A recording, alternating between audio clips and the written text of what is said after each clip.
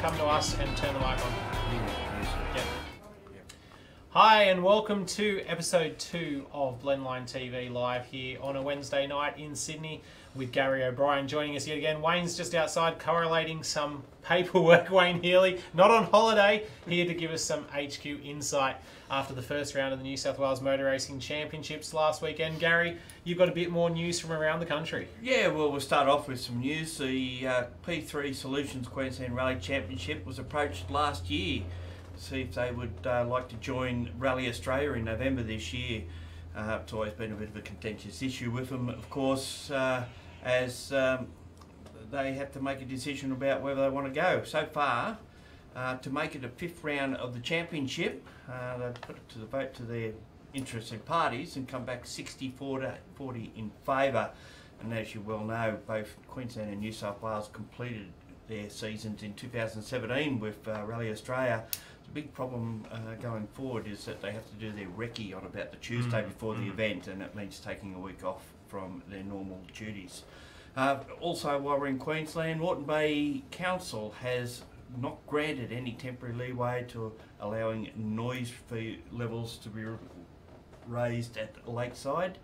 In need to order for the Lakeside Tribute meeting to take place, so unfortunately the meeting had to be cancelled. Queensland Raceway would like to thank those categories that cooperated and supported them by moving the Queensland Drivers' Championship opening round from Lakeside to Queensland Raceway. That's on March 30-31, and it will have Track Attack XLs, QR Sports and Sedans, QR Queensland Sports Car Championship, the Italian Challenge and Historic Touring Cars. Going over to the AMRS now, we've got some good news there about a couple of categories. The Speedy Wheels Hunter Kitchen Kings Mazda RX-8 have confirmed at this stage 21 entries. That's 75% up on their opening round there last year. And meanwhile, numbers for the Thunder Sports Cup, which we mentioned last week for this winter round, have also jumped. They're up to 20 at the moment. They've got support from Grampian Edge Caravan Parks, Ambler Direct and Rook Finance. Back to Queensland, another interesting one we should talk about is Slideways. It's a go-kart centre based in Brisbane and another one at Nerang on the Gold Coast. 2 aspiring Gold Coasters are now fast-tracked to a career in motorsport as the first recipients of a scholarship that will see them progress from go-karts to one day maybe a grid spot at Bathurst. Sideways karting series winner Jackson Faulkner from Arundel and Liam Hines from Coomera, 18 and 15-year-olds respectively, will this year be trading up from the go-karts to Hyundai XLs.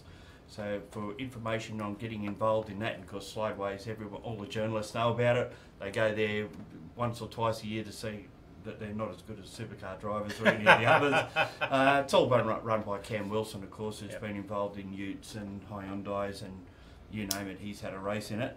And for further information, go to www.gokartingworld.com. .au/slideways, and you'll find the links there that can get you to all that information. There will be some good stuff coming up. That Slideways thing sounds pretty good. Bit disappointing about the Lakeside Tribute and the problems they're having there. I guess it had to come eventually with some of those housing developments and things that. Well, there's just been a couple of constant complainers, and most race circuits around the country will know about people and obviously airports have the same drama, but let's hope that they can keep their test days and all that sort of thing running at least, because it's a magic circuit and everyone in their lifetime should go there once at least.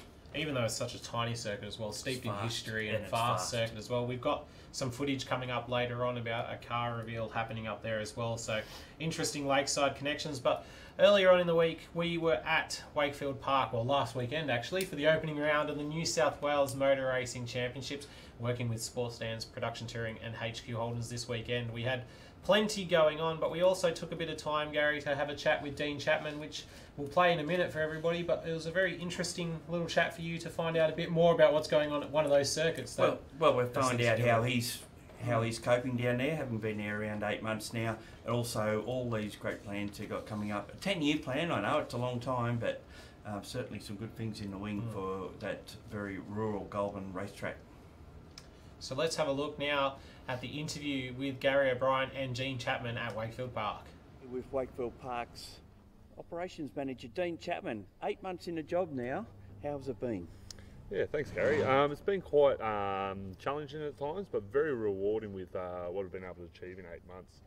I've definitely found new visions for Wakefield Park, and working with current competitors, spectators, officials and everything like that. I think we're starting to build quite a good base for the future. Now, over the very limited off-season that we have here, there's been a number of track enhancements already. Absolutely, yeah. So over the short period of time while we've here over 2018, we've managed to get Turn 1 sand trap extended.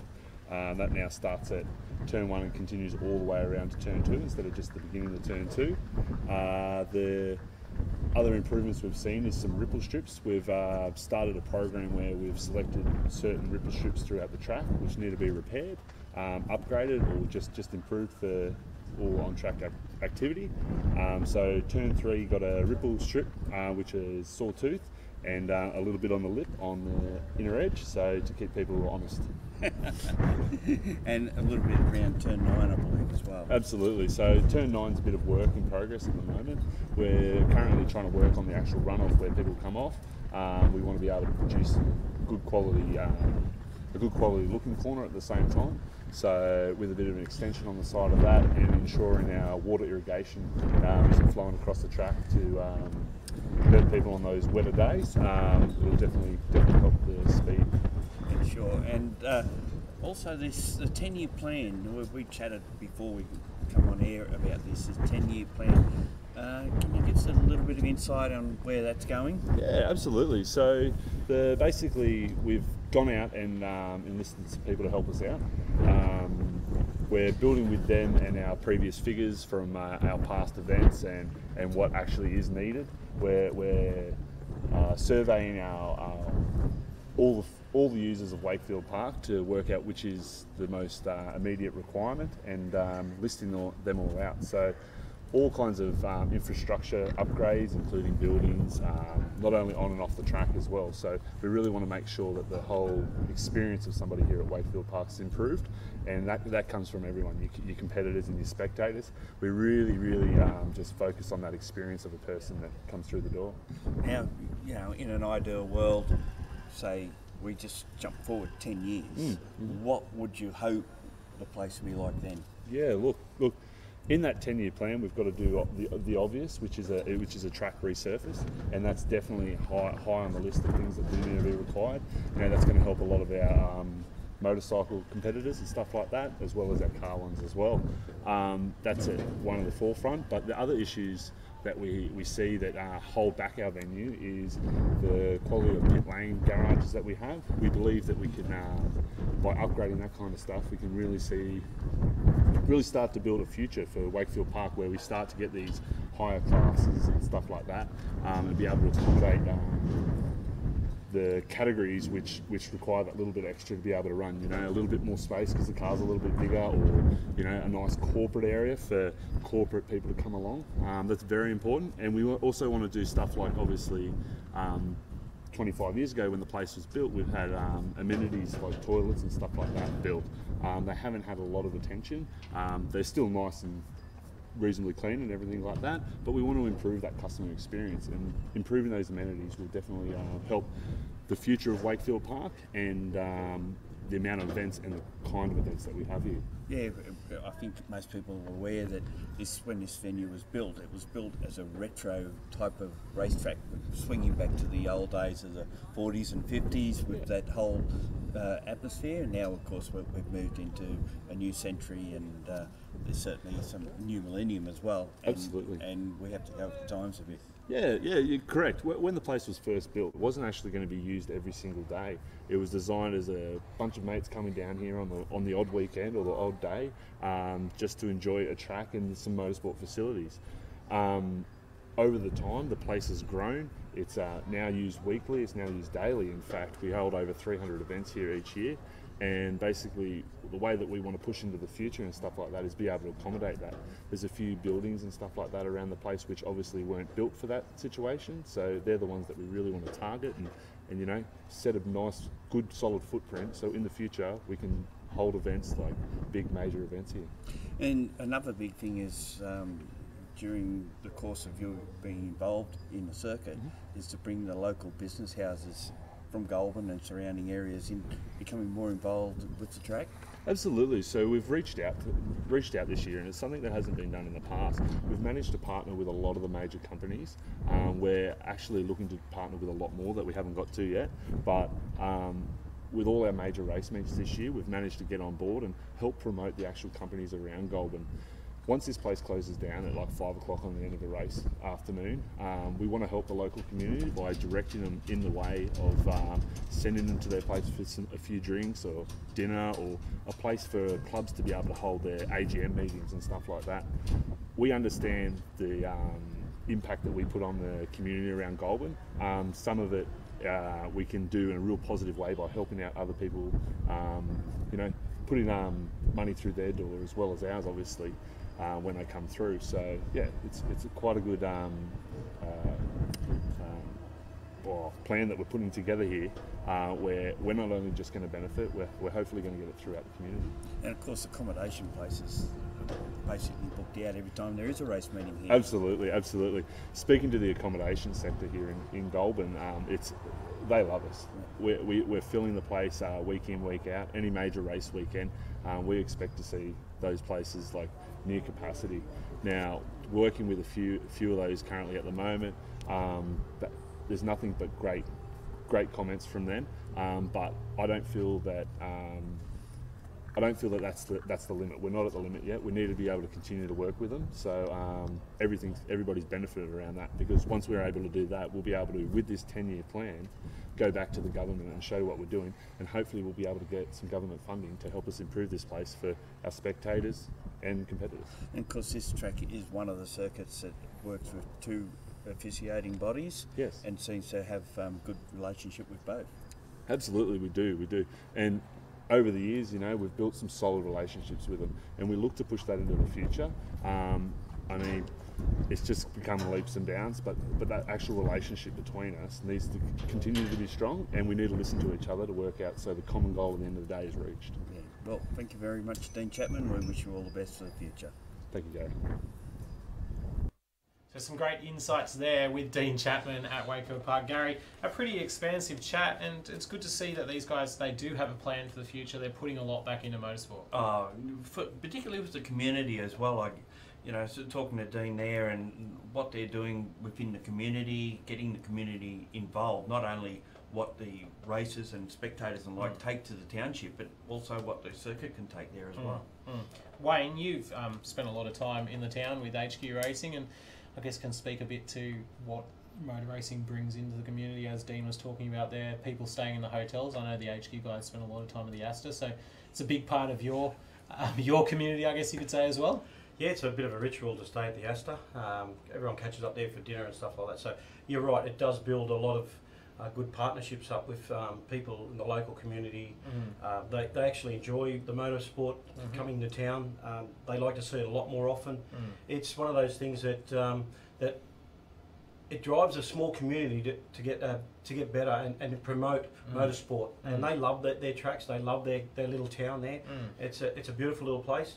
But yeah, the hotels, as soon as they know that motorsport's on at Wakefield Park, that most of the hotels are full and everyone's enjoying a good weekend. There's more racing done in the hotel than there is out on the track, isn't there? Just quietly, yeah, there might be a little bit. There's a lot of fibs get told as well. I was going to say, a lot of racing stories from the day. Now, we were down at Wakefield Park, as I mentioned earlier, for the opening round of the New South Wales Motor Racing Championships. New South Wales production touring cars, sports sedans and HQ holders, which were proudly brought to us by Osborne's Transport. All racing down there, amongst some other categories as well. We've got full races and highlights packages coming your way on Blendline TV very shortly. But first, in this episode, we're going to take a look at some of the very quick highlights from what was a huge weekend of racing, boys. So we'll play the tape and take a look first off at production touring cars. First cap off the rank for us. Second place, didn't get away at all well in this opening race. He dropped the fourth spot. Jimmy Vernon and the Mitsubishi Evo 10 went straight to the lead. Second spot was Start, and get that hold in the Club Sport R8 in third. There's one of the Maulers there in the BMW got ahead of Virag as well. So Tony Virag in a borrowed car this weekend, not the car that he normally runs. They had a bit of a drama with that car on Friday.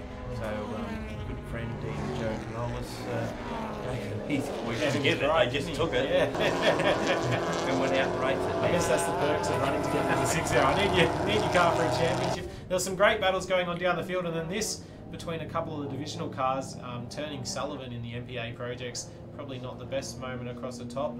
Scott actually in the car, and those guys having a bit of a moment. So those are things that happen. Virag making his way back through, able to get past King. They were saying something about the power differential in that Commodore down the straight. Top speed could blow away. Something like about 22 kilometres an hour down the back straight. The difference between the front running Evo and the GTS. Sullivan Pearson had a bit of a tough one, bowling himself off at the top of the hill there and getting back on just in front of Corinne Virag, who started to have a good run as she got her head around it. We've got a bit of an interview with the Virags later on in the show, and then you can just see the rest of these battles through the field. This was a standout one. Holtz and Kite fighting tooth and nail for what was in the end ninth position in the race. So yeah, it was Jeff Kite and Thompson going through there. So those guys nose to tail the whole way through the race. Kite managing to maintain the upper hand in the Commodore. That was for the back half of the top 10, the G&K Refrigeration Commodore B2 class winner this weekend as well. Jeff Kite managing to hold on, but it was this man out in front, Jimmy Vernon, just unstoppable once he got to the lead. You can see though he was feeling the pressure. Virag with the speed differential down the main straight was making Vernon work hard across the top. Michael King trying to chase the pair of them down. It was Jimmy Vernon who was going to bring home the victory in the opening race, starting off his season with a bang and taking victory. Now they caught up with Jimmy Bree Vernon. in the pits. Now you started from pole. Are you happy with how the race went? To be honest, yes. Actually, we got a pretty reasonably good start and led off from the get-go, and then it was just about sort of maintaining the gap all the way to the finish line, which we just did. Tony was pretty quick at the very end there, but no, to hold on to the win was really awesome. Sitting there to hear from Jimmy Vernon holding back Virag, where Virag yet again, race 2, didn't get a good launch and dropped even further down the field in this one. Actually, he got picked for that start as well, so not only was it a bad one, but he's shuffled back to third spot there. Thompson up the inside trying to go through, didn't quite do it, but we've got our two Evos out in front again, as we've seen in the first race, followed by Virag and Thompson in fourth spot. Virag didn't want to sit there for long though. I love this bit of footage here as he comes around onto the straight. He pulls to the inside. King a little bit of a slide out of the hairpin. And here he goes down the main straight, 2 for 1. Dives on the inside of Vernon, who gives him plenty of racing room. Great driving from the pair of them there. King, I think, thought he might have a chance of the drive up the hill, but that Commodore, way too much power. And Jimmy was having some clutch issues by this stage and just let him sit. Not as bad as what we've seen there with Corey and Virag going off, and also Fitzgerald in the BMW 130i having a puncher and going off track as well. Class D battle was on between the Toyota 86s. There seems to be an endless amount of the midfield for production touring, and you can just see here Zach Loscalpo a little bit wide at 1, and that just put him a bit too far off into the weeds at 2. And then across the back, this one sort of freaked out our cameraman here. There was too much happening with the Toyota 86s going everywhere. So taking a trip through, that's Cade Crawford. Just going for licensing so they can run in Toyota 86, and the clutch finally played out on Jimmy Vernon's Evo, and he pulled out. No longer available to race the rest of the day, and again the Toyota's still at it. Harrison Gray on the outside. Sorry, Wayne. It's good to actually see the Toyotas. Yeah. So many Toyotas yet. They're not when they're not on the V8 days. That's it, a little bit wide there for Ollie Shannon, and Harrison Gray holding on for that position. And he was sort of a couple of corners, and Virag in front of King, and across the line first. But Tony Virag, you've got the win. Talk us through the pass on Jimmy. Yeah, well, this time I didn't have as many cars to contend with off the start because got a little bit better start, and knew I had a bit more pace over Jimmy, so I lined him up down the straight, passed him through the kink and into turn 2 on the second lap. Now you looked to relax a little bit towards the end, and King was starting to close the gap behind you. What happened there? Yeah, well, I knew the King was a fair way behind Jimmy. Jimmy, unfortunately, had a mishap with his car and went off. Some mechanical failure, I think. But nonetheless, I probably took a little bit too easy once I'd seen Jimmy drop off, and it allowed King to catch up. And towards the end of the race, yeah, he was putting quite a bit of pressure on. So Tony Virag there, pretty impressed with his race. Another poor start for race 3, really swamped by Muller around the outside as well. The BMW trying to hold the line and getting there. Unfortunately, as Gary said at the end of the last segment, pinged for a jump start, so that relegated him to second post-race.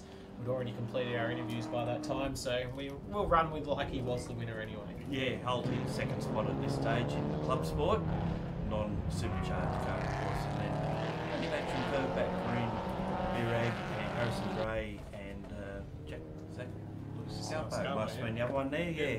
So they battled all day long. Had some fantastic races in those little 86s. Adam Gosling there in the BMW, almost looking like a BMW art car in the middle of the back. He was hard to pick out initially because we've been used to him in the silver M3. Well, it carries he's out there in that. Yeah, it carries the colours of BMWs that ran in the Group 5 series back in the 70s, and the deep blue, the light blue, and the red. Pretty good, actually. Actually, I must say the category, the presentation of these cars over the weekend was fantastic. Virag got past Holt in the second spot, but King was just a little bit too far up the road and probably didn't help having to get past lap traffic. That's the problem with this sort of track, of course. Being so small, as we saw from Gatlin, you can see Scott having another off at the final corner there. A few locking up dramas with that car. Chris Reeves in the Suzuki Swift just going out of shot as well. We had a quick word with him, which we'll play in next week's show. He's developing a few cars for racing in the category if you'd like to get involved. A multitude of ways to get out there and get racing and just look at the competition you get to enjoy. Unfortunately though, Zach Lascalpo copying a tag from, I think it was Gray. Shannon, sorry, yeah. And put Harrison Gray in front, yeah. Yeah, that's it. Just harking back to Reeves for a moment, he was supposed to run a VW Sirocco, but he had some electrical gremlins with that car, so he jumped into this one, which is their driver training car, to give it a run. But at the end of the day, it was King who was able to take home the third race victory. One race 2, of course, on the count back with Tony Virag, so he brings it home. He caught up with Bree after the race. You had a pretty good start and got the jump on Tony. Yeah, I was pretty lucky actually, and these little things get off the line pretty well, so I knew I had to get away from him, so because he's fast down the straight, but managed to pull away and maintain the gap, so it's good. Yeah, so did you feel like you had to really push the whole way through the race to maintain the gap, or could you back off a little bit towards the end? No, it was a push all the way, because I knew I had to maintain the gap. Tony's quite quick, and there was also a bit of traffic that was coming up to slow us all down, so anything could happen when they come on. HQ Holden highlights now, and what a way to kick off the season. A huge field of cars. Wayne, these are beautifully presented as well, and just the battles up front all weekend. Incredible. Oh, it's fantastic racing. And yes, mate, the boys really done well this year to get their cars sorted out, and the presentation of these vehicles for racing weekend for round 1 in the Osborne Transport HQs were fantastic. Dave Allen having a bit of an off moment at the fishhook in the early stages. You just go on board with him here and you can just see, didn't cop a tap at all, just got very wide and then out in the grass, and look how close he is to catching McLean. Oh, tell you what, lucky to pull that one up. And he had his foot on the gas there. I think he was hoping he'd be able to get back on straight away. But 2 Marlboro brothers, Jason and Chris, having a good tussle. Their cars look fantastic. Having they come a long way, Chris is really going well. He's always going well, but Jason's improved our side. As we go on board, Dwayne Cambridge, who running that new livery which we revealed last week here on Blendline, and he was having a great battle. Deering as well. Scott Walker, I tell you what, he was looking for a good championship run. This slide across the top, I think, was either the result or the cause of damaging the rim, and that eventually put him out of race 1. No, he actually got a flat tyre going up the hill. So, that was very loose, but as you can see, Deering, an old campaigner, and then you got a new Luke Harrison, who is the current world champion water skier. So you've got a young kid that is new to the sport to come and join HQs. A touch for them across the top meant they were back in this battle pack and trying to come through, and then McLean and Harrison and Gary side by side, and then let's get off there at 10. Yeah, maybe he should have pulled out of that one and then tried, as Wayne talked about earlier, go under him, try and get up past him up the hill, but ended up doing a DNF, didn't he? Yeah, DNF, which is a shame. McLean did get a penalty for that because, as you can see, it wasn't the best move as well, so it hindered his championship As Osborne brought it home for victory in race 1. Bree caught up with him. I'm in after front of the car race. number 1 with Brett Osborne, the winner of race 1 of the HQ Holdens. Now, Brett, you've won 4 championships, the last 3 in a row. So you'll be going for your 4th in a row this year. Look, you started on pole, you led the whole way, and you finished in first. It's a pretty good start. Yeah, so we're pretty happy. Pole was for qualifying was very tight. First really 10 spots weren't separated by very much. So yeah, we were lucky enough in that race. Got a good start. Got to turn 1 first, and yeah, 2nd, 3rd, 4th sort of got caught up battling between themselves, and we were lucky enough to get a bit of a gap and sort of just maintain that to the end. Race 2 for the Osborne's Transport HQ Holdens Sunday morning, and Brett Osborne, despite winning race 1, wasn't hugely confident he was going to be able to keep the moles behind. He did say, when I was having a chat to him, that he thought both both mole cars would be very quick this weekend, and we've seen Jason Mole bolt straight to the front in the 2nd race, leading and dealing pretty well as he pleased. Cambridge in 3rd, and this bit of an incident here caused a bit of a buffle back in the field. Yeah, it looked like Johnson there's had a spin, and then he's decided to take off. And there's McLean just straight in the back of Baxter, which is very unfortunate. I feel sorry for McLean because he always seems to be in the wrong place at the wrong time, and it happens way too often for him. But that's motorsport and that's racing, and as you can see, the car's eating him. He was pretty cranky about it as well. Chose the wrong direction. Then off the start, Jason Mole there, you think the car fueled up a bit? Where we think it fouled just up on the way on 2. Fouled the plugs or fueled up, and he got swamped going up the hill, unfortunately. And then just watch this run into 2 here. Dwayne Cambridge takes a bit of curb, a little bit loose. Mole a little bit loose in return, and around our cameraman they go. Yeah, he had the bird's eye view of the whole thing as we went past. It's hard to blame anyone with that. It's like Dwayne's trying to use the curb to stay on, gets a bit loose. Jason obviously was loose as well. So this was a critical move in the race. This is Christopher Mole going down the inside of Brett Osborne in turn 10, grabs the lead of this one. So pretty good effort from Christopher Mole because he hadn't won a race up until this point. Look at that, deep under brakes into 2. He's got the line. Now, at this point, we all thought he had it, and then he had a run across the top, better than Scott Walker, who had the shims fall out of the front of it, unfortunately, and just caused all sorts of dramas for him. But took the run, took the lead, and that was a great battle. That was Jason Mole his car on that particular occasion. So once it went off, it went bad. It's all over. Yeah. But you have to probably Dave Harrison. Yeah. Dave probably he's come from nowhere and he's doing such good things. Fairly new to the sport and against an old campaigner. And just look how happy Chris Mole is as he comes across the line for his first victory. Bree caught up with him.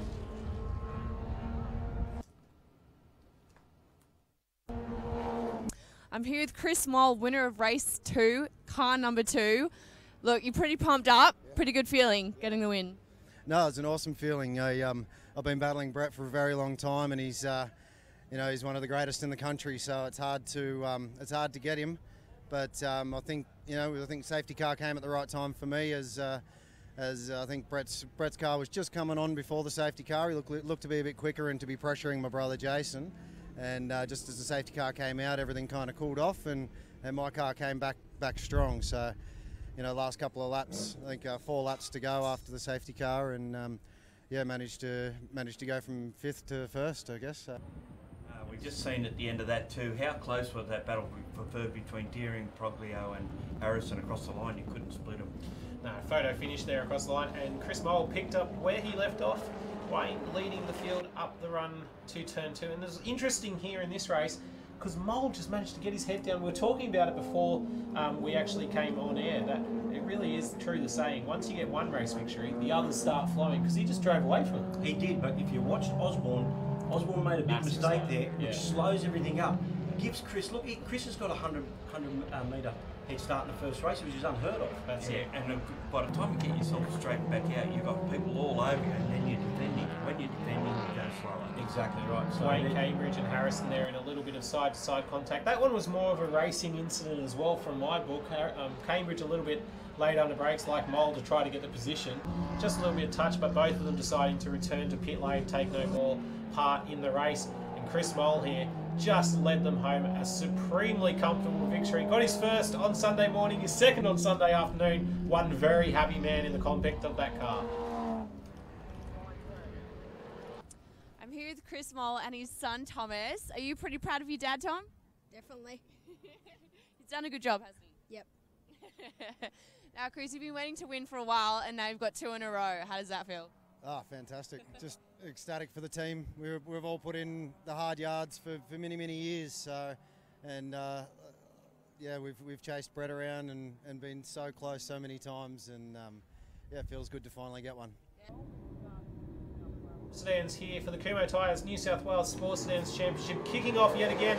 The blue car in third place, Grant Dillman. Great to see that thing back out there. They put in so much work off the off season, but not the best opening race for him. Yeah, total rebuild on that car. Well, the first race went okay.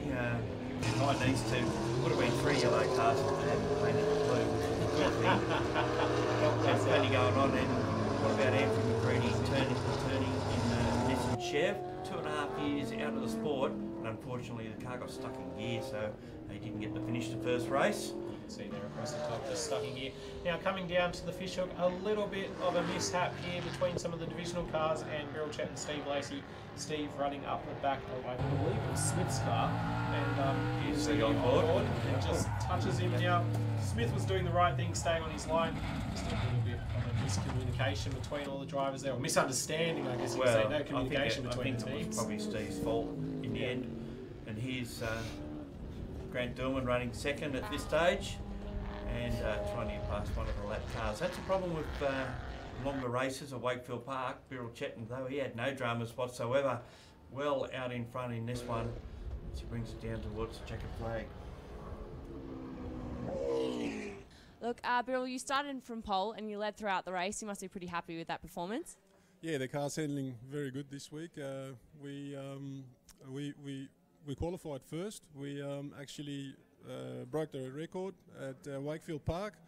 We broke our own record, which is from 58.6 to 58.3. The race was good. We started on pole position, obviously, and me and Lacey went into turn 2 together, and I was the winner out of turn 2, and I just led the whole race from there on. And I think Lacey hit somebody, or something happened, and he DNF'd, and from there on I just took it easy to save the tyres for the next 2 races. Great interviews from him all the time. What a good start from Stephen Copping in the second race. Jumped up to second spot. You'll see no Dillman out there. The car went 7 cylinders in Saturday's race, so they opted not to start it for Sunday. They didn't get to finish it until Friday morning, something like 4 a.m. So probably a wise decision in the end. And now we see Anthony McCready having a bit of a contretemps for the car as he's trying to make his way up through the back of the field. And unfortunately got a drive-through for that one. Yeah, just hit the back of Mick Bullis in the Holden SS. You can see Glenn Crowe getting out of the way as McCready and Lacey made their way through the field. McCready, of course, with that penalty over his head. Lacey a lock up into turn 2, which led to an even bigger moment a little bit later on. We've got a spin for the 120Y of Harrison Field, the Beaumont Tyres car. That caused another lock up for Steve as we go on board with Rod Monahan. Just how close the gap was. Harrison doing a great job to get that car out of the way. Very aware driving, couldn't limp it home to the pits, but then that lockups for Steve caused this moment coming into the final corner at the very end of the race. He decided to have a look at Beryl, locks everything up, just manages to pull up for the gravel trap, and then has an impromptu barbecue. Yeah, fueled up on the exit, and of course that tyre won't be any good for anything but a dining room mount for a table. Well, Beryl Chetton of car number 27, that's 2 from 2 now. Do you think you can make it 3 from 3? Yeah, we're definitely going to try. On that last race, we didn't push it as much as we wanted to because we wanted to save the tyres for the last race. So we put enough gap, but when I see Lacey pushing on and he was closing up, I've started pushing as well and ended up winning the race, which is good. Race 3 now for the New South Wales Sports Sedans. Beryl Chetton happy with 2 race victories. Steve Lacey trying to put pressure on him after coming from the back of the field in the final race, but Chetton, just a class of his own, able to pull out the gap but unfortunately for him, it wasn't all his own way in race 3, as he would have a bit of a tougher time. McCready coming through as well. Good to see them. Those guys had all sorts of dramas with getting this car running around one. They certainly did, and also Scott Reed in the Mustang, we just mentioned him as well. But there we have Billy, or Beryl Chetton having an off, which dropped him down to 4th spot. And we had this battle going on ahead of them, already going under Reed there. They had dramas of their own coming into Friday with Rowland coming out of the car, but unfortunately they fixed that in time. And there's Scott Reed just indicating the returning Chetton which side to go on, very sportsmanlike. Makes it get through and then takes the challenge back up to the race leader, Lacey. You can see McCready third spot, we're further back. As we get towards the end, could Lacey hold on? We're about to find out. As we see, Chetton just able to drive around him on the straight. The pace in that Billy's Motorsport shed, I tell you what, it's going to be incredibly hard to beat him this season in New South Wales Sports Sedans. If he's able to drive through the field like that after a rotation, Steve Lacey's going to have to pull something out of the back. 3 for 3 from Bill Chetton. Bill Chetton. You didn't make it easy for yourself. You had a big moment coming down the hill. Yeah, no, I didn't. I think I pushed a bit too early from the front. I just wanted to put a gap on Lacey. But I made a mistake there, ended up back in 6th position, and then I got back out on the track and kept pushing all the way to the end and passed everyone, got the position 1 back, and I think I gained like a 10-second gap. So that was good, great weekend, we loved it. Thank you to my crew, my team, couldn't do it without them. I can't thank him enough, and thank you for everyone for coming to watch as well. That sets us up greatly for round 2 coming up at Sydney Motorsport Park on April 5 to 7. All the action here on Blendline TV. We'll have highlights TV packages of New South Wales Sports Sedans and HQ Holdens, as well as full races for all the categories, and as well as that, a highlights package for production touring on YouTube as well. So plenty more action to come if you want to see all of that in depth. What an opening round, guys. We saw some great racing. Standout for me was probably the HQs, because they were just all over each other. It was hard to know where to look in any of the races, Wayne. Well, look, HQs are designed for entertainment, really. They're an old car. Everything's made to be as stock as possible to make it a good close racing. But you're right. We had some good close racing. We had some good incidents. There's a few cars out there who've got a little bit of damage to them. You know, that's part of racing. There's a lot of new guys that are learning, like Luke Harrison. He's going to be a force later on. He's only 17. He's jumped in a car, completely changed sports. Very good, quick car. Tell you what, one to also think about there is Brett Osborne. This is probably the worst start to a season he's had in the last 5 years, and he only ran 2nd and 3rd. Like, he wasn't out of the running, and he's now he's leading the championship in round 2 by a couple of points, but he's kind of on the back foot because those mole cars are very quick, and then you've got Deering, Walker, Cambridge, Harrison, take your pick, sitting in behind. Those guys have really come a lot stronger at the start of the season. We've seen a little bit of it at the end of last year. Deering was good early and then dropped off and then came back again strong at the end. Cambridge had his ups and downs, as he did on the weekend, I guess. Yep. So I guess from that point of view, we've got to say that Brett's still in a pretty good position though. He didn't lead the championship all the way through last year, and it came home when it needed to be done. Oh, look, you got the quality of the guy and the team and everything behind him. He's manages to still lead the championship and only win one race. Got to give it to Chris. Chris has been playing second fiddle to him for a little while. So good old Captain Risky's got a couple of wins up, so he's biting at the heels of Brett Osborne. But again, like you said, Brett just seems to, you know, still be in the lead of the championship. He won't be sweating just yet, but you know, the pressure is now on him.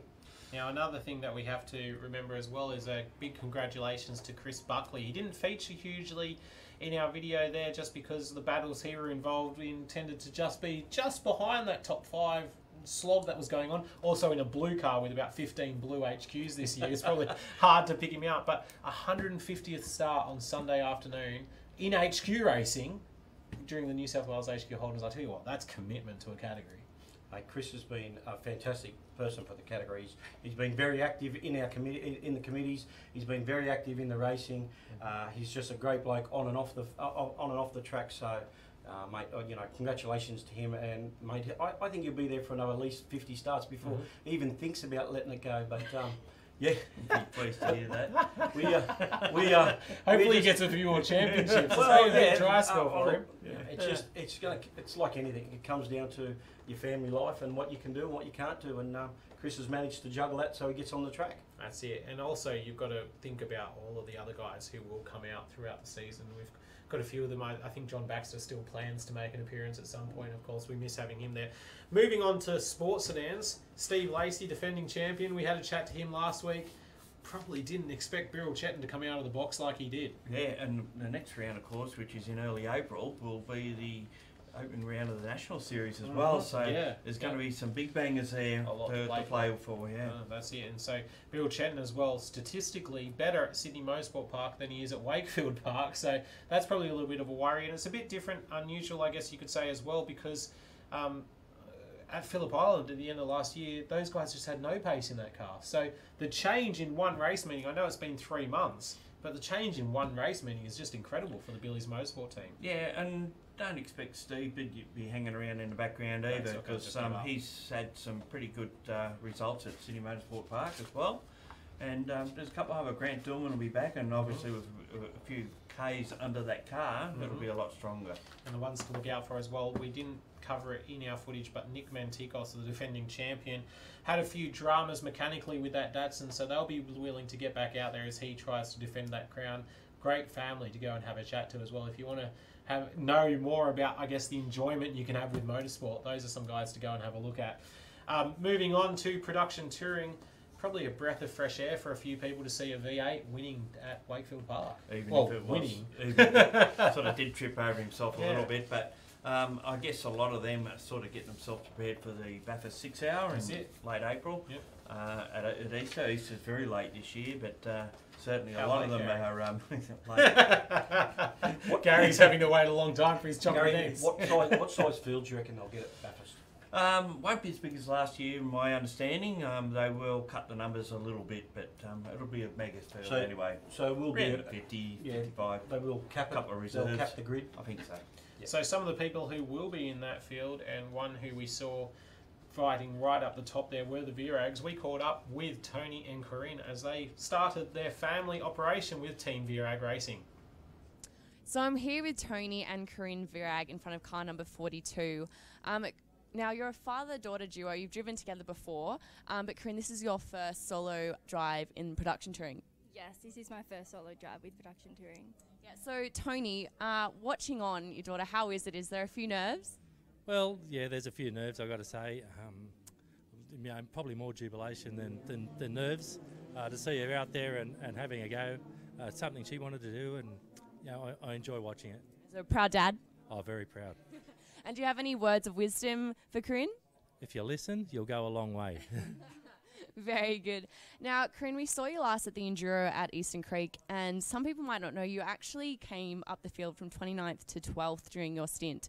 That must fill you with a bit of confidence coming into this. Yeah, it was good practice going through the field, learning racecraft and that. So, yeah, I think it was kind of fun starting from the rear of grid and, working through the cars. It built my confidence up a little bit.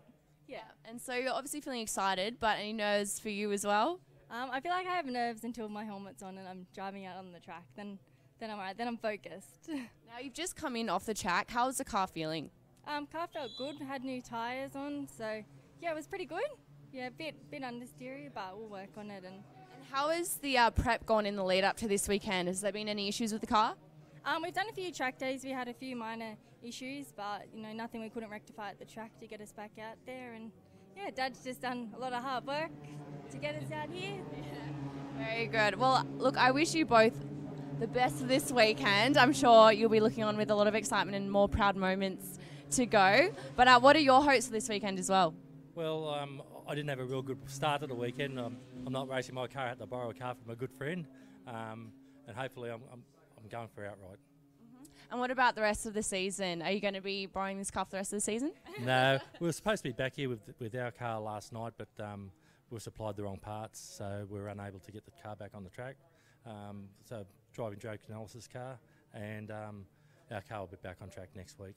All right, well, we wish you the best of luck for next weekend and the rest of this weekend and the rest of the season. But we'll see how you go. Thank you very much. There you go, Corinne and Tony Virag, a great insight in the pits. I'd have to say, Corinne, a huge career ahead of her in motorsport, going about it the right way, starting at the state level, and it just goes to show the families that we have involved. Of course, the moles you see in HQ Racing, we've got the Virags in production car racing. There's a couple of other families as well throughout different categories. But what a great insight, and what a great first round for her in real, like, I guess, her own car competitive competition. When you can have a lose and come back on and not hit anyone, or be instrumental in being hit by someone, that's always a good one. It means you're trying. That's it. Got to have a word to Dave Allen. Of course, he wants you to have a bit more sunscreen, Wayne. So I believe he's going to give me a hat and some sunscreen. He's already offered to buy that one. He said $150 bucko, so I think he's willing to spend $150. That's so he's no way that's Chris Buckley. He's donating some money to Bucko's next start and buying me a hat and some sunscreen. So that's really nice of you, Dave. I'd just like to point out HQs have got a father and daughter team. A couple of them actually. So they, it's a great place to start racing as well. That's it. And also a shout out to Steve White and Steve Lacey, both of them joining us on the stream as well. So good to see you guys tuning in. Hopefully enjoying some of the action. Steve, give us some winners interviews again in round 2. Another person we interviewed in the Historics group that was also there at Wakefield Park was Tilly. You caught up with him, Gary, down in the pits. He had a bit to offer us.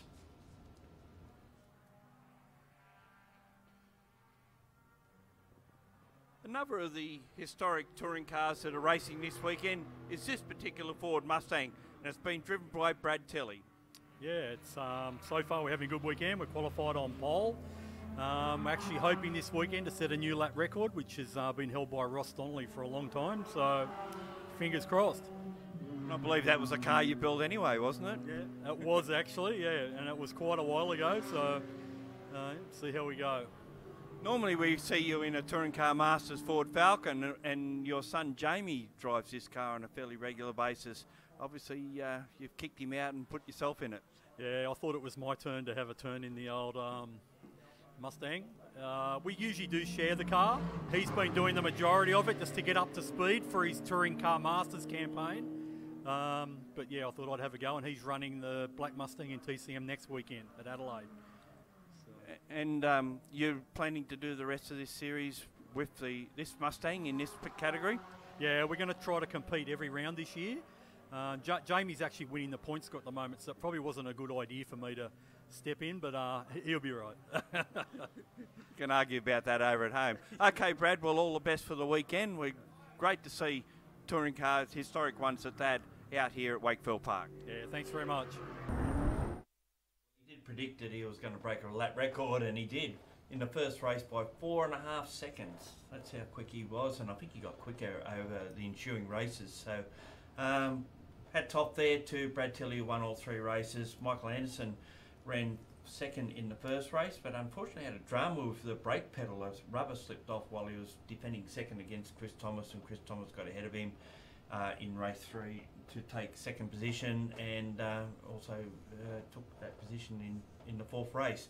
But it's great to have historic touring cars on the program at Wakefield Park. Don't see them down there that often outside of historic meetings, so that's a good move. Yeah, I tell you what, they're good to see on the New South Wales State Championship as well. Good to be seeing probably a little bit bigger field from them. I know they've got a fair few cars out there ready to race. Probably just Wakefield Park not quite drawing them out for the opening early in the season too. Yeah, exactly. And the quality of the cars too. Being the age of these cars and the quality of these cars, the guys have done a remarkable job just to be racing. Probably worked out well for Brad Tilley though. He was able to smash the lap record because there was so much room. Well, he built the car that previously had it, as you mentioned. There you go. So another group who was down there was Formula V. We caught up with Dylan Thomas and the Stinger blokes to have a bit of a chat. Well, Formula V finished up on one day here at the opening round of the New South Wales State Championships, Wakefield Park. And it's been a stinger day for particularly 2 guys, namely Steve Butcher and Dylan Thomas. Steve, you had a pretty rough run last year. I think you got the dodgy end of the deal as far as which car to get, because a lot of non-finishes, but this year's couldn't have started off better. Yeah, no, it's been the best for 12 years. We were just working out, because I've been doing it for over 20 years. So yeah, so far, last year was shit. I'd like to forget it. But yeah, so far good. So far so good. Yeah. Yeah, and Dylan, with you, because you're in a team, how do you orchestrate that when we know how close Formula V racing is, and you really can't communicate with your teammate about where you're going to be when you've got other guys jumping in around you the whole way as well? Well, the toe in the Formula V is actually really critical, and in any circuit, probably less so at this circuit than most. But as soon as you start dicing, you go backwards. And we had a little bit of a break, the pair of us on the other guys, only a car. And I just put the old hand out, let's go, we're going. And I just sat behind him. He knows the drill. He's been around a long time. I've been around a short time. I'm still a young bloke. And so we just sat side by side, and we actually worked together using the slipstream of two cars to pull a bit of a gap for the rest of the field. And to be honest, I didn't have the car today. So, I had a crack at him with 2 laps to go, and he just came straight back around me. So we almost settled. Obviously, someone did a number swap and didn't tell you about it. When you did start to play towards the end of that last race, the other guys are able to catch up again. As you said, you've got to really keep your head down. Yeah, well, there's never any team orders. We all want to beat each other every time we go out, whether it's qualifying or racing already. We've actually got an ongoing bet for every time we go out, who's faster or who beats the other guy. And so far it's square. I lost $50 this weekend, but he already owed me 50 from the last.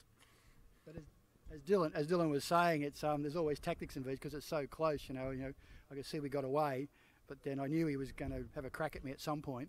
Just where it was, because there was one corner he told me where I was slow, and he was going to have a crack at me, and he did. And then, but I was able to stay in front because I think my car's a little bit better today. So. Now moving forward to the rounds coming up, we know we've got a conflict with the National Challenge running down at Symmons Plains and a state championship round here in New South Wales. I guess that makes it a bit difficult. No, the category has implemented drop your worst round this year. So and the National Series is also drop your worst round. So and the reason being the National Series being drop your worst round is not everyone can afford to get down to Tassie nor take the time off to travel down and back because it's a whole bunch of time as well as the time that you're there. So so the National Challenge has drop your worst round, and obviously with the State Series, understanding that I think there's 11 guys from New South Wales going down. They realised they were going to lose quite a lot, and they didn't want to lose them for the whole State Series. So New South Wales State is also doing drop your worst round. All right, thank you guys. All the best for the rest of the season. Yeah, well, Steve Butcher won all the races, so he takes all the points in the first round. And of course, the Stingers actually stung Team Stinger, and of course others in the mix were Craig Sparks, Saren Lee, Simon Pace, Gary Ogden. They were all the ones that were fighting for positions over the course of the day. Some good racing from Formula V across the weekend. Now, turning towards what's coming up on Blendline TV, and we've got the Australian Production Car Championship opening round at Sydney Motorsport Park this weekend. They'll be joined by Radicals, New South Wales Production Sports for their opening round. Radicals is round 2 of the Radical Australia Cup, and also TA2 Australia for their opening round of their championship as well. So it's a bit of a hybrid opening and second round, but there's some incredible cars going to be turning out, and we'll have 2 days of live streaming action. Let's take a look now at some of the cars that are coming out for the Australian Production Cars opening round. So we've got this one, the 64, coming out, the Callaghan car. Yeah, we showed a bit of this, the Nathan Callaghan, Chris Lillis Club Sport from Western Australia will be battling it out. A Volkswagen there that's yet to have its wall paint applied. I think that's the Clem Nielsen car. Yeah, the second of the Polo R's or Golf R's. There's one of the BMWs that we'll see running next weekend as well. Free Spirit Tattoo car. Those guys have developed that car. They ran it last weekend at Wakefield Park, and then you've got the Car Jarvis car coming from Queensland. Car BMW. This is Brad Carr and Ashley Jarvis, and of course the other one we should talk about is the 2 Gen Racing Hyundais with Charlie Sinisi and his son, and Frank Marmarella and Caden Olsen at the wheel of that. Here we've got some video of the prep being done on the Club Sport R8 out of Western Australia. Paint being applied and it's all sort of ready to make the track across. Of course, they ran a Club Sport throughout the 2018 season and took home the A2 title. There's some big build going on for this car as they try to get themselves ready. They'll be part of the muscle car division, which we'll have some more information on in the coming days ahead of the production car championship kicking off. But this year we're going to have a muscle car division in amongst it as well for the V8 Falcons and Commodores to go head to head. Yeah, well, it'll be interesting to see how that all pans out on the weekend. Of course, 1-hour races with the option of having a driver change in your car, and we found out last year when Bob Pearson won all 4 of them that perhaps it wasn't such a good idea to have a driver change. It took a little bit longer for some of them, so therefore we do get a split of guys that opt, if they've got 2 drivers, 2 will do 2 races and the other driver will do the other race. Gary, the time frame on to build that car? They didn't really tell us, but it's been ongoing for quite a while because this car started construction while I was still racing the earlier model. A big thumbs up there. Daniel, that's good car. I like a good Commodore. It's just there's nothing quite like a big V8 down the main straight at Sydney Motorsport Park. The other car that's coming out is the brand new i30 team. The guys running a couple of new Hyundais. We've got some video packages of them as well that the guys will play in a moment here. But that's been a big build as well of a brand new vehicle to come out. Yeah, getting Hyundai behind it. Getting guys coming from other categories to run in the production car series is always a good move. And we look, particularly people that have come from categories that you probably think, well, you know, you're from one's from a sports sedan, one's from a one-make series, and they're all having a go together with a brand new car and a brand new team. It's going to be very interesting at Sydney Motorsport Park as well. We've got 21 cars. The BMWs are probably going to be the ones to watch. Sharon's looking to recapture that title, which they lost out to the Lotus. I'm not sure how that's going to play out because we believe the Lotus will be coming back in later rounds. They just couldn't be at round 1 due to some other commitments. Well, we've seen that nothing's a sure thing because we got to the last round last year and Jim Policina and Ryan Simpson really didn't look like they were going to win it, and yet they come home with all the goodies. So you never know with 5-round series and where it'll go from here, and all sorts of different tracks that they'll be running at.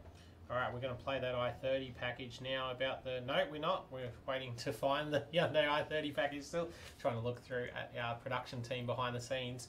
But yeah, it's one of those things of it's a long season. 4 1-hour endurance races is going to be plenty of play for this weekend. Well, one of the things I really enjoy about the Australian Production Car Series is the different types of events. We've got 4 1-hours here. I think we've got 4 1-hours at Sandown. Then we've got a 3-hour event. We've got a 4-hour event. So that we really mix it up. And then, of course, there'll be the option there, and they've done this purposely to push the events away from the 6-hour to give all their competitors a chance to go there, and that isn't part of the championship series. So that means that they can all go there and get, if they have dramas, they can get over it to get back into the series. That's going to be part of. Sorry, Gabe. This category is suited for that type of racing, though. It's just fantastic.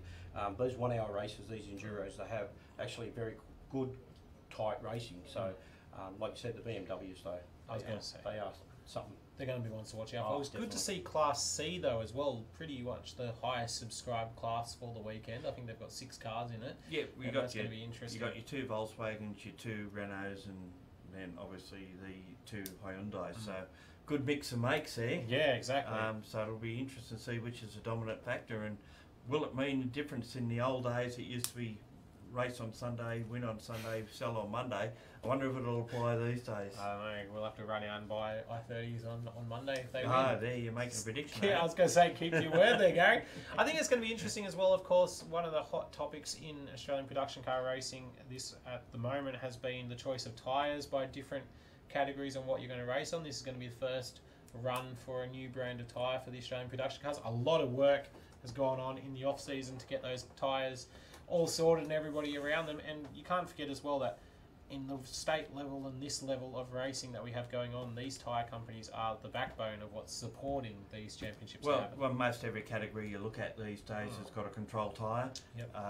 You know, all the way down from the top level right down to what you guys run. Sorry. I didn't. For all the HQ races, Gary was the one who said bottom level. Gary said that guy. His address and come on. We're throwing Gary under the bus with this one. No, but you are right. No, HQs definitely have a controlled tyre. Like you said, every category has a controlled tyre. The Kinder Surprise, yeah, exactly right. It is what it is, mate. That's it. Anyway, everyone has to race with the same tyres, so you can't blame the tyres. We'll find out what goes on at Sydney Motorsport Park this weekend. We'll have 2 days live here on Blendline TV with plenty of action. One of the categories joining them for the opening round of the season, a championship that's going from strength to strength. We saw it last year with the Australian Motor Racing Series. They'll be back with the AMRS later on in the season, which you'll also see here on Blendline TV. But this weekend, they're going to Sydney Motorsport Park. TA2 Racing, making its mark in this nation at the moment. Big Trans Am V8s. Some new cars coming out as well, which we'll get some pictures up on screen of. 25 cars taking to the grid for the first race of the weekend is going to be huge. Yeah, TA2 Muscle Car Series. Today's the first shakedown of the brand new Gulf Western Oil TA2 How good race are car. they? You know, Today. Well, just a bit of a hiccup there. That's it. The Hearn interview, which we played next, so we got pictures before that.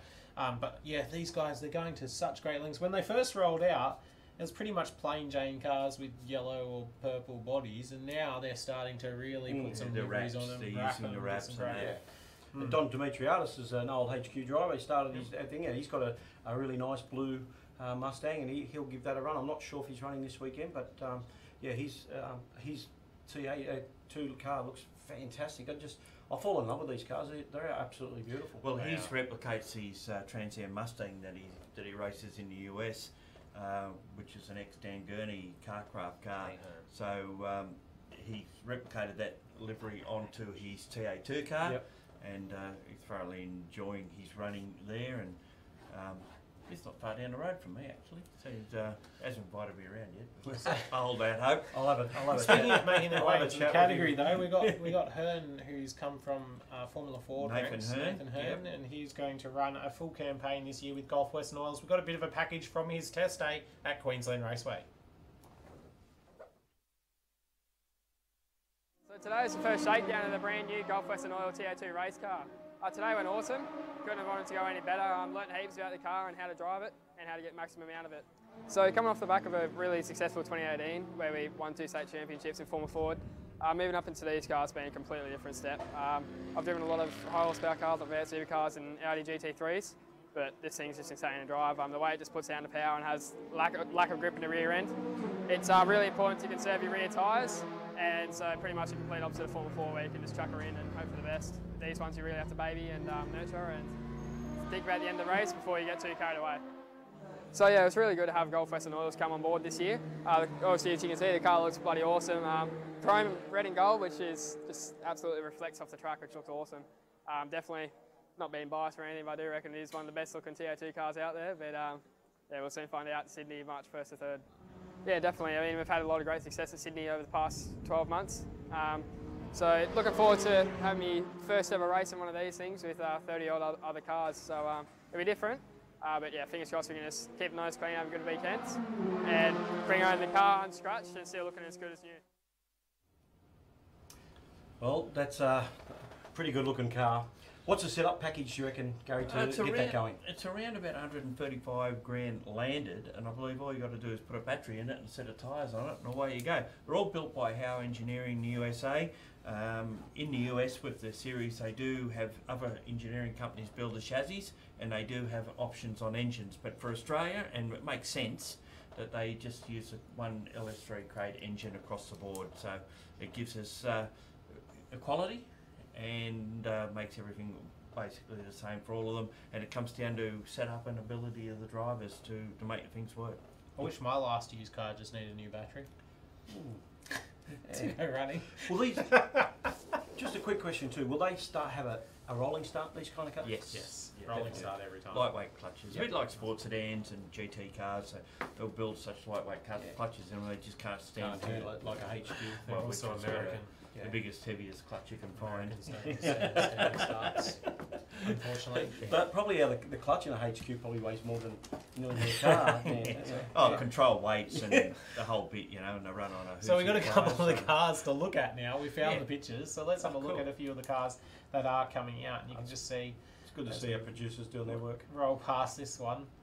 You can see the brand new 33 Martini looking livery for La Rosa, sorry. Looks great with the BMW colours. It's Martini colours. Yeah, I know that, but... yeah, exactly.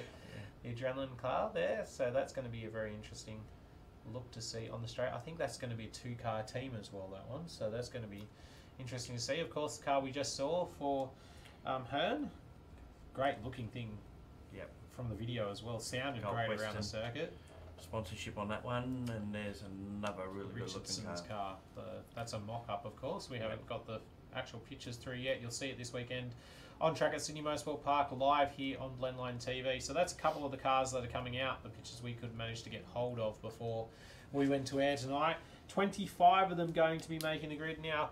A couple of years ago, the champion Russell White managed to get himself over to America last year at the end of the year, I believe. When he did the last round of the TA2 Muscle Car Series in USA at Road Circuit of Americas, and performed very well. So we've got a package here from TA2 Racing that will be ready to play momentarily of Russell Wright's. Don't you love it when the producer's shaking his head behind the scenes? We're ready to roll. Let's go. Yeah, Russell Wright won the inaugural series back in 2017. Of course, Ashley Jarvis won the series last year, which was a bit more competitive. Russell Wright still performed pretty well. I think he finished third overall behind McAllister from Young. In the younger one, that is, not the older one. His head at Wakefield Park in the AMRS round. Those two, of course, found themselves clashing. We've got the right package ready to play, so let's have a look at that now as they took a trip to the US of A with TA2 Racing.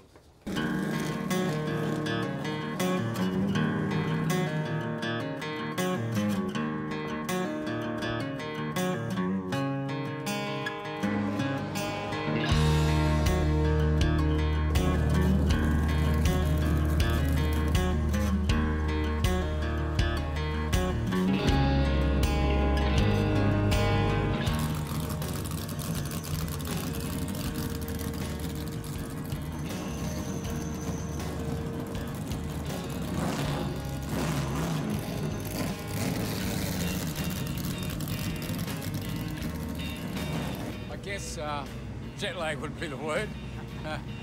Arriving here was at 7 o'clock on Wednesday night and then in the car yesterday. Didn't get much sleep last night, so anyhow the qualifying here is not going to be that critical because we've got an hour 15 race tomorrow, so main thing will be to get out, get a reasonable time, stay out of trouble and a good night's sleep and go for it tomorrow.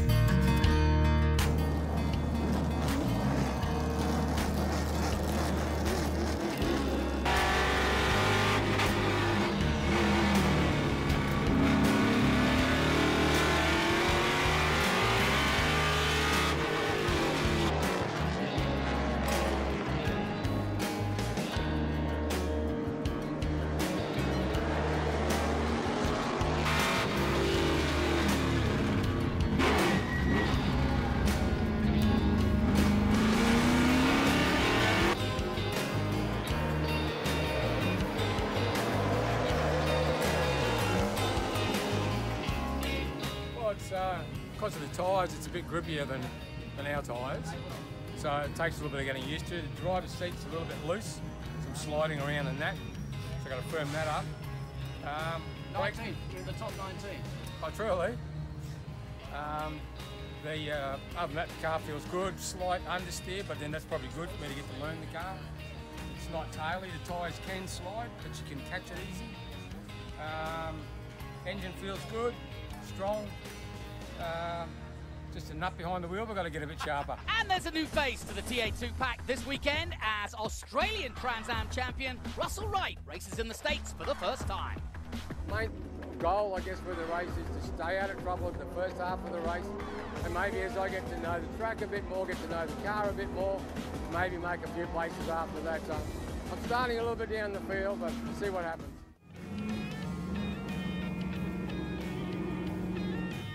I'm a bit shattered actually. Yeah, a bit disappointed because went out 16th after the last practice session and just fallen back 5 spots, so I'm now 21st. So a bit disappointed, a bit of a hard gig out there. I had a couple of spinners that balked me. We only were able to do 4 laps, we only had fuel for 4 laps. So.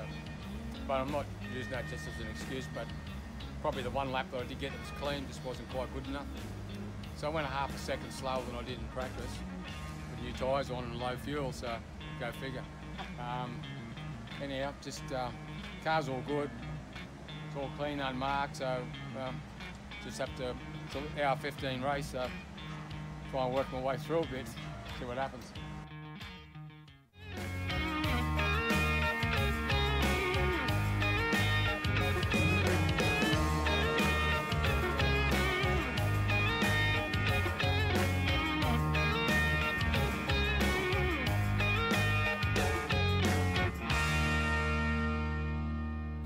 4-year build-up, and here we are.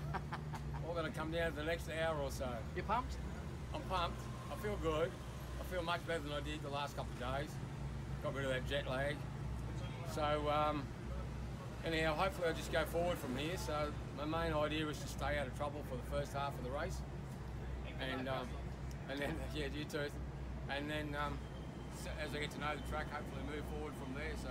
And you made one little slight change to the car? Yeah, we found we were losing a bit of time when we looked at the data. So we've softened the front a little bit more, which hopefully will give us a bit more pace in long sweeping turns. It was getting a bit of push. So yeah, we'll see if that makes a bit of difference as well.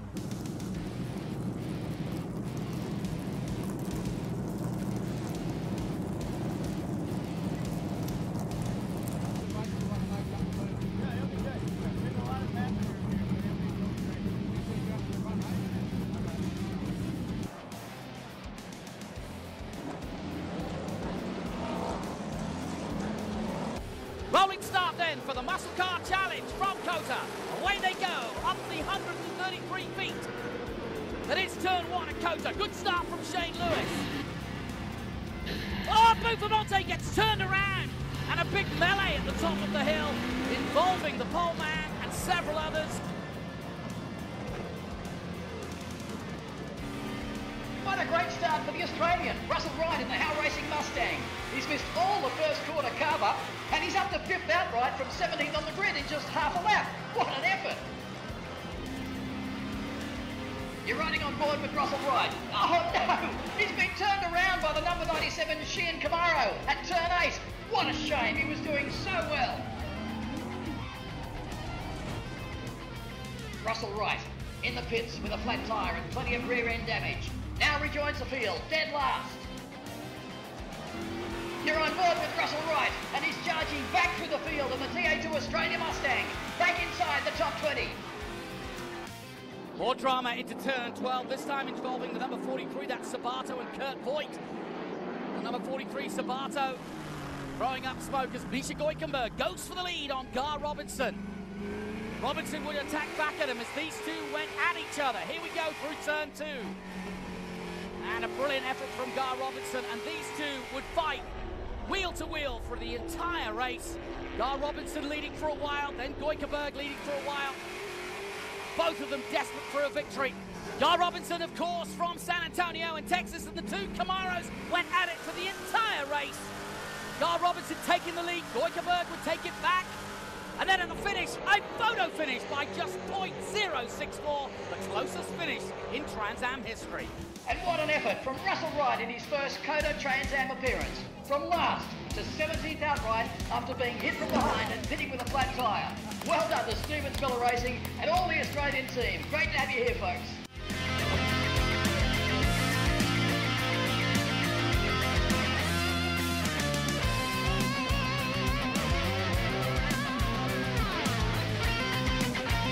What could have been. So, unfortunately, I got balked in qualify, so I was down to 21st. Anyhow, so I was determined to stay out of trouble, so sure enough, on turn 1, there was a bit of carnage and action, and I've gone to the inside, and I popped out about 6th or 7th, and passed another 1 or 2 just in the next few corners, and I was making a move on a blue Mustang. It was in 4th, so I was going into 4th, and I got an almighty whack up the rear from car 97. That turned me around. That was on turn 8. Going into turn 9, I got turned around, went backwards into the wall, so blew a tyre, so I had to do nearly a full half lap on 3 wheels, and so they got me going again. They got back out there, and yeah, then just started taking back a few, but I'm not sure where I ended up. But Well, you're yeah. inside the top 20. Oh, truly? Oh, okay, that's not too bad. So I guess with the big ticket on the bucket list, are you happy with that? Oh yeah, that's. I guess I'll probably never get to do it again, but at least I've done it. What a track to do it on, and great bunch of people, and yeah, awesome time. And you're back. So great insight there to Russell Wright getting a run over at Circuit of the Americas. Those guys play for keeps. Wasn't that move down the inside at turn 1 great for him, Gary? Well, the floodgates open and away you went. Interesting, they showed a bit of Gar Robinson there as well. He was the TA2 champion for the last couple of years in America. He came out here and for the last 2 years and raced Bathurst and was in 2018 he was finished on the podium outright in the combined sedans. This year he got pretty well beaten by George Medici in the Dodge Challenger. So all good learning circle and cycle, and Gar Robertson really loved Mount Panorama, and don't be surprised if he's back again, maybe doing some other meetings as well. I was going to say, I think he's running at Sydney Motorsport Park this weekend as well to be able to have a run, so that'll be interesting to see how he goes against the Australians. Also, the Medicis running a two-car team. Yeah, they've got their second car into the country. Yeah, I noticed George is going to run the Mustang, and Andrew will jump into the Dodge Challenger, which George has been running. The reason they can run two cars is like they do is because they're a Ram dealer as well as a Ford dealer up on the mid-north coast, New South Wales, out of Port Macquarie. So that gives them a good threshold to publicise their business and get two different makes out there and running. And they'll make sure that they try to have a good run as best they can as well. So it'll be plenty to see at Sydney Motorsport Park. 25 cars should be good down into turn one. Now, turning our attention to the other event that Blendline TV will be at this weekend is the Victorian Rally Championship, proudly brought to you by Hino Trucks Geelong, coming on this year. Big sponsorship for them, and I tell you what, it's a big field as well, because New South Wales will be making the trek south, and it's a state versus state opening round of the championship. Now, last year, the New South Wales guys topped the Victorian guys, but there's a few Victorians making their way back into the championship, and it'll be interesting to see how that goes down there. We're looking forward to a good weekend at Mitta Mitta. We've got some package of previous years, a bit of a rewrap of our 2018 coverage with also the top three cars. East Coast Classic series is running too, isn't it? Yeah, exactly. So there'll be plenty to see down there, but I'm just taking a quick look at the last year's package for the top three cars to have a look at some of the guys to watch out for. First ones will be winning the car as well as rounds as the co-driver. I'll tell you what, they had a great year, taking a couple of victories at different events.